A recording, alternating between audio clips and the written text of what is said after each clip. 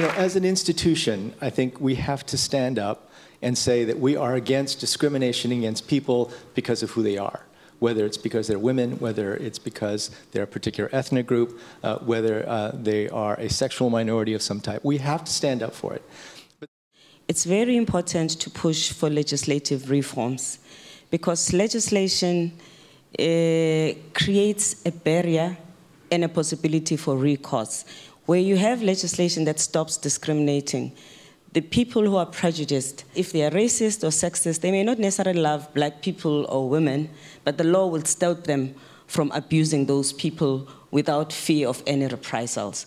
When it comes to social norms, this is a long, slow process. You cannot change norms if you're only talking to women and girls about changing the norms that restrict their voice and agency. You have to broaden that conversation. That's where the data comes in. So we're now building on a much stronger foundation in order to be able to make the case as to why women's equal, full participation is not only the right thing to do, but the smart thing. The great thing is that the evidence is in so many ways caught up with our deepest moral convictions. You know, if we could equalize female employment in South Asia, average income would go up 19%. The numbers are really clear. Discrimination is bad for economic growth. Women still are at a great disadvantage when it comes to access, even to SMS technology, let alone smartphones, and they are much less likely to be on the internet, have access to internet. So if you talk about voice, it's hard to imagine having a voice these days if you have no access to mobile technology, if you don't have access to the internet. You've got to be a digital citizen.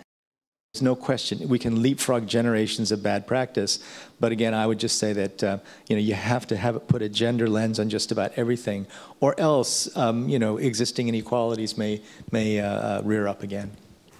Well, I think of it as the glass half full, because I do think that we have seen significant progress.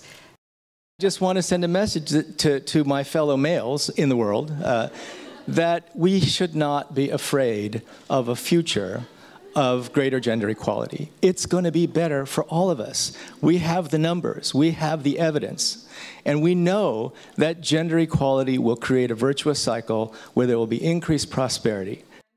So yes, be impatient, don't be discouraged, just enlist more and more people in this very noble effort, make the case, and I think history's on our side.